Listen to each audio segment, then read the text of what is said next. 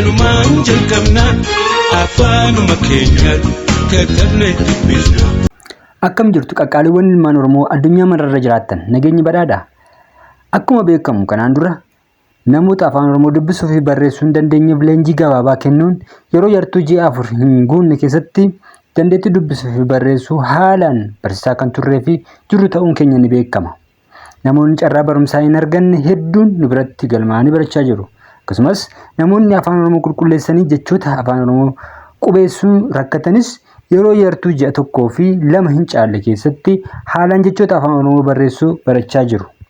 Yeroo ammaa kana ammoo afaan Oromoo dubbisuu fi barreessuu cinatti lakkoofsota qoyyaboota herreegaa kanneen akka ida'uu, hir'isuu, baay'isuu fi hiruu shaakala gahaa waliin barsiisuu waan jalqabneef namoonni barachuu barbaadan lakkoofsa bilbilaa asirra kaa'ame irratti bilbiluun nu argachuu dandeessu.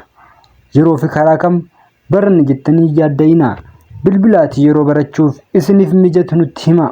Karaaleen barumsi keenya ittiin daddarbu karaa barataa keenya nuuf mijate jedhu hundaan argachuu ni danda'a. Amma garuu YouTube irratti qubee generation irratti barumsa keenya hunda argachuu dandeessu.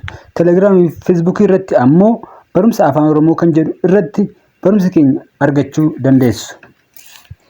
Karaaleen barumsi ittiin barsiisnu Imo, Telegram, WhatsApp, Botimii, Zoom, Google Meet, Google Team, Messenger fa'aarratti barsiisuu hin dandeenya jechuudha. Karaa sanarra barumsi darbaa jira namoota barataniif jechuudha.